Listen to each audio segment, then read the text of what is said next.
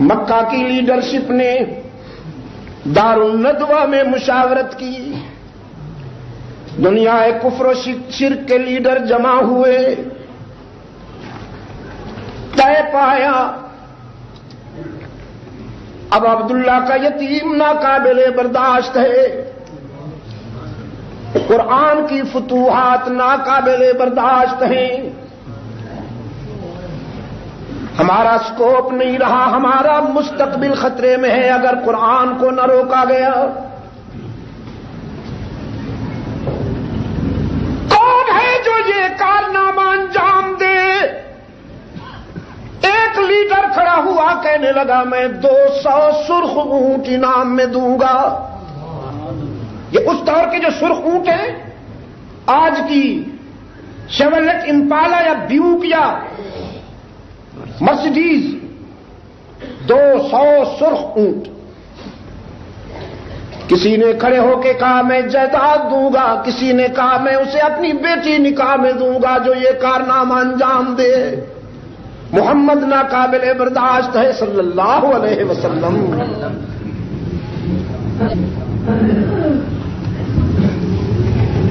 ایک نوجوان کھڑا ہوا، غضبناک نگاہوں سے لیڈروں کی طرف دیکھا، کہنے لگا انعامات اپنے گھر میں رکھو، مجھے کچھ نہیں چاہیے، یہ کام میں کر دیتا ہوں، تم یہاں انتظار کرو، میں ابھی محمد کا سر کاٹ کے لاتا ہوں صلی اللہ علیہ وسلم۔ ابن خطاب، اب آپ ہی مجھے بتائیے اس سے بڑا بیمار کون ہوگا جو کائنات انسانی کے مسیحا کا سر قلم کرنے جاتا ہے، جو معالج انسانیت کا سر قلم کرنے جا رہا ہے، اس سے بڑا بیمار کون ہوگا؟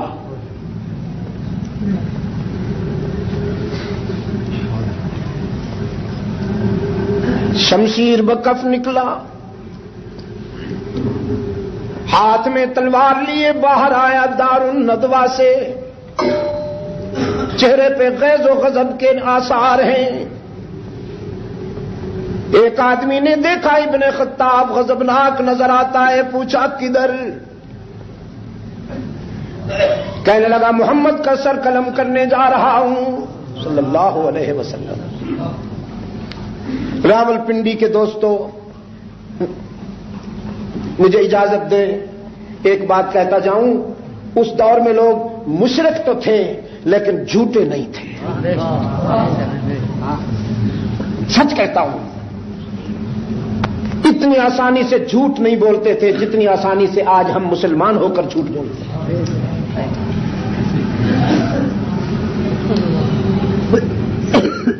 ابن خطاب نے کہا میں ابن عبداللہ کا سر قلم کرنے جا رہا ہوں، اس کا قرآن ناقابل برداشت ہے۔ اس آدمی نے کہا اگر قرآن ناقابل برداشت ہے تو پہلے اپنی بہن فاطمہ کے گھر سے ہوتے جاؤ۔ اچھے لوگ دوسروں کے گھر جانے سے پہلے اپنے گھر کی خبر لیتے ہیں۔ میں کانوں سے سن کے آ رہا ہوں کہ تیری بہن کے گھر سے قرآن کریم گونج رہا ہے۔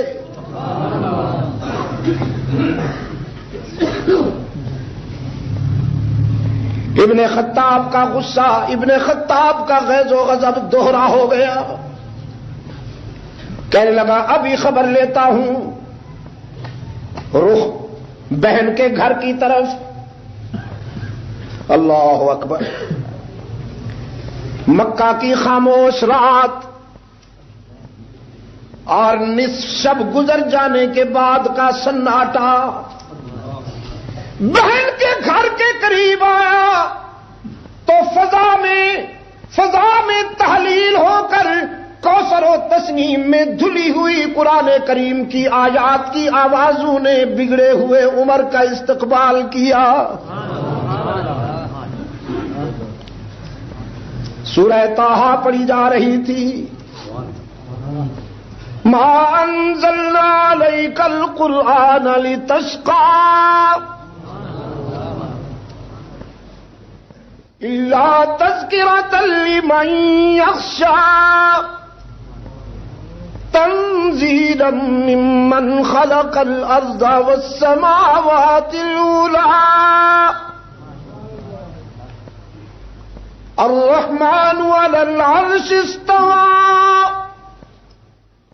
له ما في السماوات وما في الأرض وما بينهما وما تحت الثرى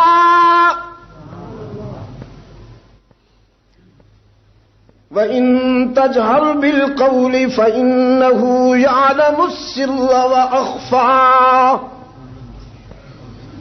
اللَّهُ لَا إِلَٰهَ إِلَّا هُوَ. بڑھتے ہوئے قدم رک گئے. دل کی دنیا میں قرآن کریم نے ڈیرے لگانا شروع کیے. کفر و جہالت کے جراثیم پہ زوال آیا.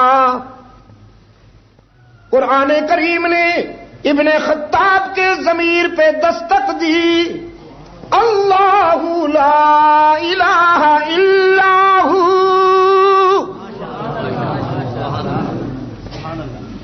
لات و منات عزا اور حبل کی پوجا کرنے والے آستانہ پرستی میں مبتلا، لات و منات عزا و حبل کے درباروں پہ جھولی پھیلانے والے ابن خطاب کبھی سوچا کہ کنہیں پایا کسے کھویا؟ کتنے کمزوروں کا دامن پکڑ بیٹھے ہو اور کتنے قوی سے دور ہو گئے ہو.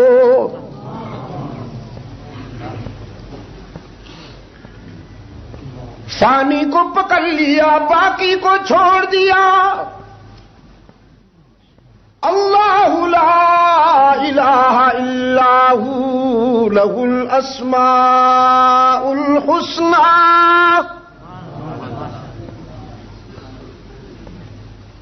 عالم الغیب والشہادہ هو الرحمن الرحیم. الملك القدوس السلام المؤمن المهيمن العزيز الجبار المتكبر سبحان الله عما يشركون.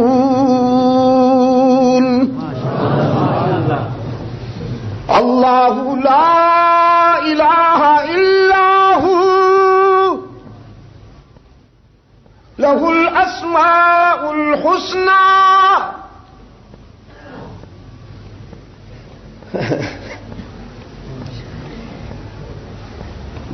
رات کی تنہائی میں مکہ کے پرسکون سناٹے میں قرآن کریم کو سننے والا ابن خطاب اجمی نہیں عربی ہے اور عربی زبان کی فصاحتیں جانتا ہے،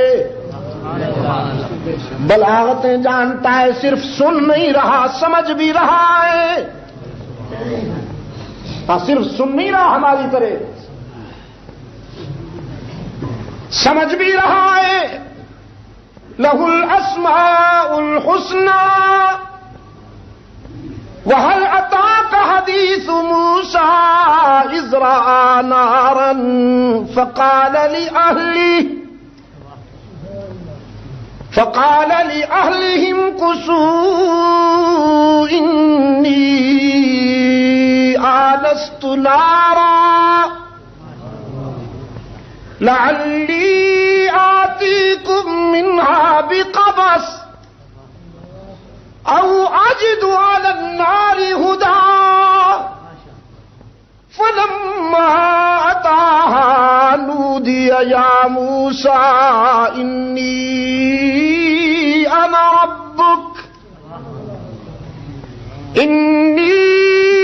أَنَا رَبُّكَ فَاخْلَعْ عَلَيْكَ إِنَّكَ بِالْوَادِ الْمُقَدَّسِ طُوًى وَأَنَا اخْتَرْتُكَ فَاسْتَمِعْ لِمَا يُوحَىٰ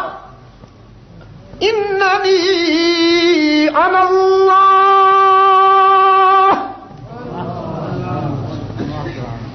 لا الہ الا انا فاعبدنی. عمر نے اپنے ضمیر سے پوچھا مانوں یا انکار کروں؟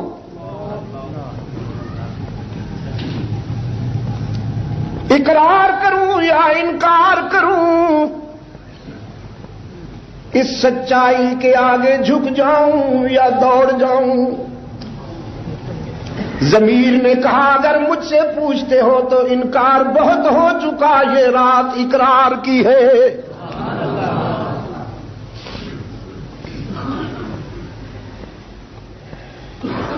قرآن کریم نے فرمایا اننی انا اللہ. ابن خطاب کے ضمیر نے گواہی دی نعم انت اللہ.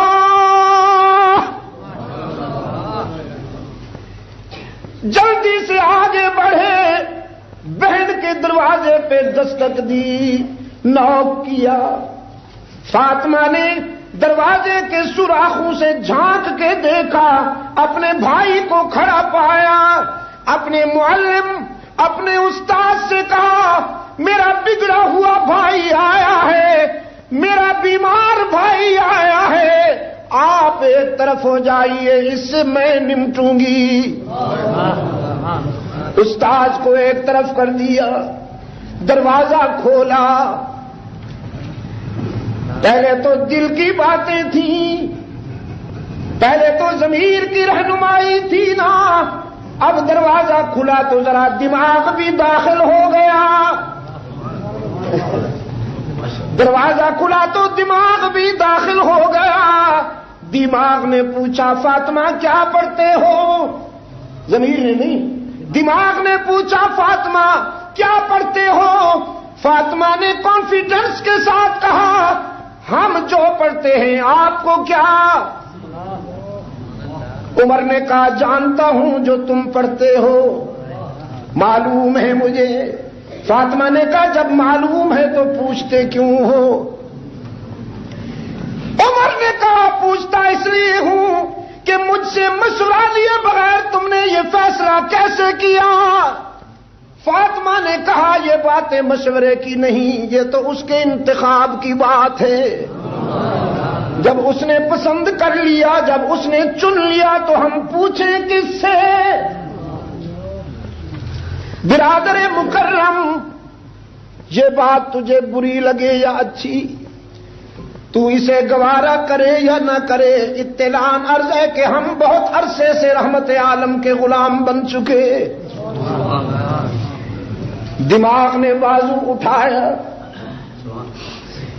ایک نسوانی پیکر پر پوری قوت سے بازو مکہ بن کر لپکا. فاطمہ زمین پہ جا گری. عمر نے لاتوں اور مکوں کی بارش برسا دی. سر سے پاؤں تک فاطمہ خون میں نہا گئی. اور راولپنڈی کے دوستوں، عشق کے سفر میں جب جسم زخمی ہو جاتا ہے، عشق کے سفر میں جب جسم زخمی ہو جاتا ہے تو پھر روح پہ شباب آتا ہے، روح پہ جوانی آتی ہے. فاطمہ نے کہا عمر جس ماں کا تو نے دودھ پیا میں نے بھی تو اسی ماں کا دودھ پیا، پر یہ مقدر کی بات ہے کہ تو اس ماں کا دودھ پی کر کفر پہ پکا ہو گیا ہے اور میں اسی ماں کا دودھ پی کر ایمان پہ پختہ ہو چکی ہوں. اب دماغ ہار گیا، دماغ شکست کھا گیا. زمین نے کہا بس ہو چکا، بہت ہو چکا، اب ذرا دیکھ تو صحیح وہ صحیفہ کیا ہے، وہ کلام کیا ہے جو تو نے سنا. اب درخواستی بن گیا، کہنے لگا مجھے بھی دکھاؤ وہ کیا تھا جو تم پڑھ رہے تھے. درخواست کی. فاطمہ بنت خطاب فرمانے لگی ہے تو بہت بڑا خوشی کا وقت کہ تو نے بھی قرآن طلب کیا. بہت بڑا خوشی کا وقت ہے میرے لیے کہ تو نے بھی قرآن طلب کیا. لیکن اس موقع پہ بھی ہوش کا دامن نہیں چھوٹے گا. کتاب اللہ کے آداب یہ ہیں کہ اسے مشرک نہیں چھو سکتا. آپ شرک کے بیمار ہونے کی وجہ سے ناپاک ہیں. لا یمسہ الا المطہرون. میں آپ کے دامن میں قرآن، آپ کے ہاتھوں میں قرآن نہیں دے سکتی ہوں. قانون کی بات تھی، یہ تو عمر بھی سمجھتا تھا کہ قانون موم کی ناک نہیں ہوتا، پھر قانون بھی اللہ کا. چپ ہو گئے لیکن آرزو آنکھوں میں سمٹ آئی، تمنا آنکھوں میں سمٹ آئی. رحم طلب نگاہوں سے بہن کی طرف دیکھا، کیا میں قرآن نہیں دیکھ سکوں گا؟ تو پھر بہن نے اپنا دوپٹہ بھائی کی گود میں رکھ کے قرآن کریم کو دامن میں رکھ دیا. لکڑی پہ لکھا تھا، پتے پہ لکھا تھا، یا کسی کپڑے پہ لکھا تھا، جس صورت میں بھی تھا قرآن سامنے رکھ دیا. پابند کیا، ہاتھ نہیں لگانا، صرف دیکھو. اور جو ہی نظر پڑی حسن اتفاق دیکھی. قرآن کریم نے پھر کہا اننی انا اللہ.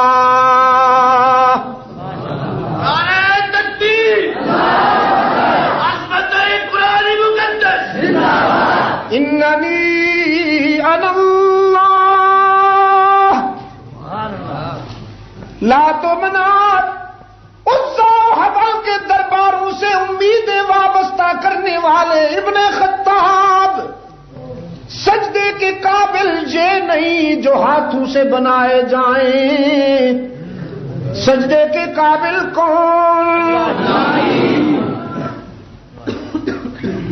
اللہ ہی. آپ آ جائے ہیں میرے عزیز. سجدے کے قابل کون؟ باہر والے حضرات بھی، جو کھڑے ہوئے ہیں وہ بھی. آپ جلدی تشریف لاتے تو آپ بھی بیٹھنے والوں میں ہوتے نا. جو دیر سے آتے ہیں پھر انہیں قربانی دینا پڑتی ہے نا جی. ہاں، صحت مند جواب آئے. اننی انا اللہ. سجدے کے قابل لات و منات عزا و حبل تمہاری سوسائٹی کے ارباب. ارباب قوم نا، یہ جو یہاں ایک قوم بھی ہے ارباب، کہیں وہ مجھ پہ نہ ناراض ہو جائیں. رب کی جمع ہے، چھوٹے چھوٹے رب. یہ حضرت صاحب. سجدے کے قابل یہ نہیں، سجدہ کس کا؟ قرآن کریم نے عمر کے دل و دماغ پر دستک دیتے ہوئے فرمایا اننی انا اللہ. انسانی جبین کی نیاز مندیوں کے لائق کون؟ ہی پہ ضرب، تاکہ بھی کے بیماروں کو اللہ شفائے کاملہ عطا فرمائے. انسانی جبین کی نیاز مندیوں کے لائق کون؟ سجدہ کس کا؟ مسجود کون؟ اللہ ہی یا اللہ بھی. راول پنڈی کے روشن ضمیرو، اللہ ہی یا اللہ بھی. خدا کی قسم، اگر میرے آقا اللہ بھی پہ راضی تو نہیں، چپ ہو جاتے تو دانت نہ ٹوٹتے. اللہ بھی پہ راضی نہیں، صرف چپ ہو جاتے، حجرے میں بیٹھے رہتے، مطالعہ کرتے رہتے کتابوں کا، اور کہتے بس ٹھیک ہے جو ہوتا ہے ہو، ہمارا کیا. دانت نہ ٹوٹتے، سمیہ 2 لخت نہ ہوتی، خبیب انگاروں پہ نہ بھونا جاتا، حمزہ کی لاش کے 11 ٹکڑے نہ ہو جاتے، وطن چھوڑ کر بے وطن نہ ہونا پڑتا. لیکن یہ ساری آزمائشیں آئیں کیوں؟ قل افغیر اللہ تأمرونی اعبد ایھا الجاہلون وَلَقَدْ أُوحِيَ إِلَيْكَ وَإِلَى الَّذِينَ مِن قَبْلِكَ وَلَقَدْ أُوحِيَ إِلَيْكَ وَإِلَى الَّذِينَ مِن قَبْلِكَ لَئِنْ أَشْرَكْتَ لَيَحْبَطَنَّ عَمَلُكَ. یہ ہے اصل بات. لَئِنْ أَشْرَكْتَ لَيَحْبَطَنَّ عَمَلُكَ وَلَتَكُونَنَّ مِنَ الْخَاسِرِينَ. انسانی جبین کی عاجزیوں کے لیے سچا مسجود کون؟ ہی پہ ضرب میدے سے نہیں ضمیر سے. میرے آقا نے تو دانت تڑوا کے منوایا، خبیب نے جسم جلا کے منوایا، سمیہ نے ٹکڑے ہو کے منوایا. راول پنڈی والو آپ کھانا کھا کے تو جواب دیں. انسانی جبین کی عاجزیوں کے لیے سچا مسجود ہر جگہ موجود. علام الغیوب کار ساز و دستگیر، حاجت روا و مشکل کشا، عزت دینے والا، رزق دینے والا، اولاد دینے والا، زندگی اور موت کا مالک کون؟ اننی انا اللہ.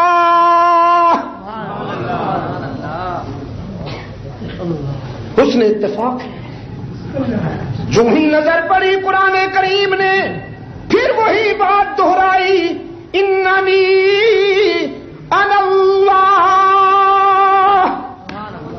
ابن خطاب نے کہا نعم انت اللہ واشہد اللہ الہ الا اللہ واشہد.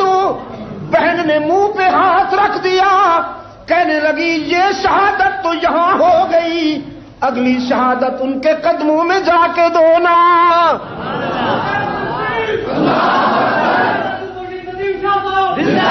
یہ شہادت تو یہاں ہو گئی، اگلی شہادت ان کے قدموں میں جا کے دونا. وہاں بھی تو ہاتھ اٹھے ہوئے تھے آنسو کی برسات میں،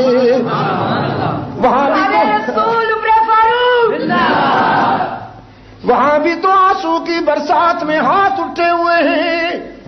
اے میرے بے نیاز معبود، اے میرے دادا ابراہیم کے معبود، تجھ سے کوئی منوا تو نہیں سکتا، تجھے کوئی مجبور تو نہیں کر سکتا، بس یہ تیرے محبوب کی آرزو ہے، محمد کی تمنا ہے. دو نام پیش کرتا ہوں، ان میں سے کوئی ایک ادھر بھیج. یا عمرو بن ہشام یا عمر بن خطاب. رب العالمین نے فرمایا میرے محبوب عمرو بن ہشام مالدار ہیں، دولت مند ہیں، ساہوکار ہیں، وڈیرا ہے، چودھری ہے. لعنت بھیج، لعنت بھیج، میں تجھے وہ ہیرا دے رہا ہوں جس کے پاس جوانی ہے، شباب ہے، غیرت ہے، شوکت ہے، سولت ہے، جلالت ہے. ابن ہشام کو رہنے دو، ابن خطاب کو بھیجتا ہوں. اب یہ سب تیاریاں ہیں، یہ سب تمہید ہے. بہن نے منہ پہ ہاتھ رکھا، توحید کی شہادت تو ہو گئی، رسالت پر گواہی، رسالت کے قدموں میں جا کے دھونا. ابن خطاب سوچنے لگے، پوچھا آپ بھی میرے ساتھ چلیں گے؟ فاطمہ نے کہا عشق کی منزل پہ اکیلے جانا ہوتا ہے، اکیلے جاؤ گے اور اسی حال میں جاؤ گے جس حال میں آئے تھے. ابن خطاب ہاتھ میں تلوار لیے روانہ ہوئے.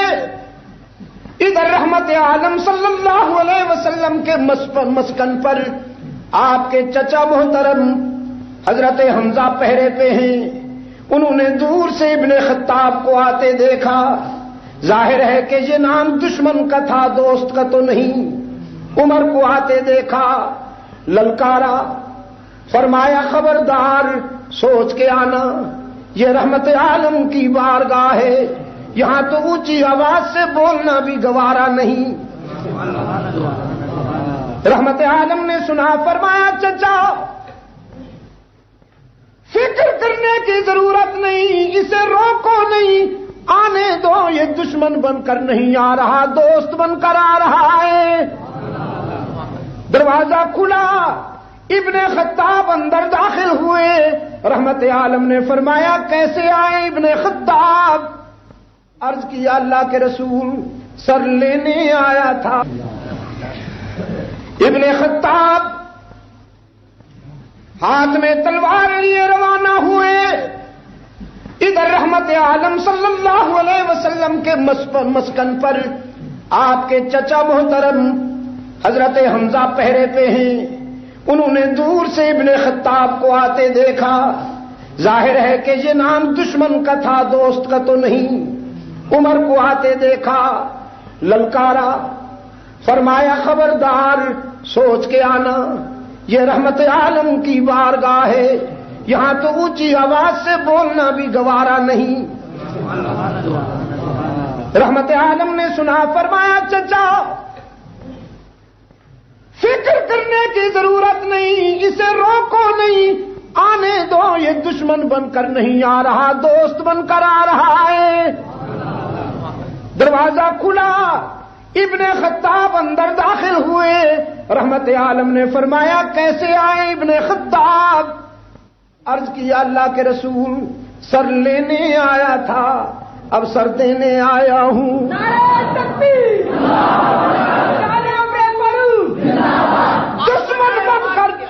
دشمن بن کر چلا تھا، آمد فاروق اعظم، سعادت فاروق اعظم، سعادت فاروق اعظم، خلافت فاروق اعظم. دشمن بن کر چلا تھا، اب دوستی مقدر میں آ گئی.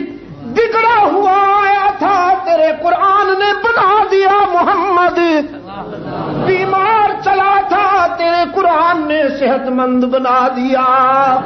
رحمت عالم نے فرمایا اسلام قبول کرنا ہے.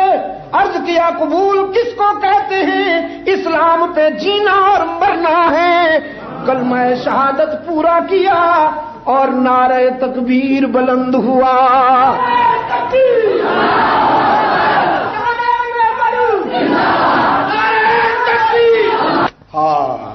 اللہ کے رسول صلی اللہ علیہ وسلم نے فرمایا ابن خطاب تیاری کرو، نماز پڑھنی ہے نا. اسی دوران فجر کی نماز کا وقت ہو گیا تھا. بس اتنا سا وقت لگا آپریشن میں، بس اتنا سا وقت لگا. نماز کی تیاری کرو نا.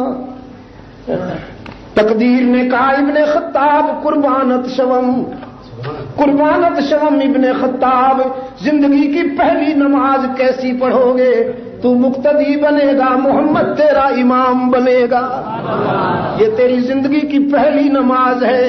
وضو بنایا، وضو بنا چکے تو عرض کیا نماز ہوگی کہاں؟ اللہ کے رسول صلی اللہ علیہ وسلم نے فرمایا یہیں. عرض کیا پر کیوں؟ اللہ کی عبادت اللہ کے گھر میں کیوں نہ ہو؟ رحمت عالم نے فرمایا تیری قوم کو گوارا نہیں وہاں جانا. یہ بھی حضور کی مثالی شرافت تھی. یہی رکاوٹ بنا ہوا تھا، ابن خطاب رکاوٹ بنا ہوا تھا کہ کوئی مسلمان بیت اللہ میں نظر نہ آنا چاہیے.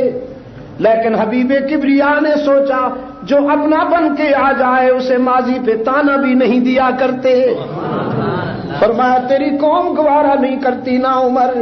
لیکن عمر تو سمجھ گئے.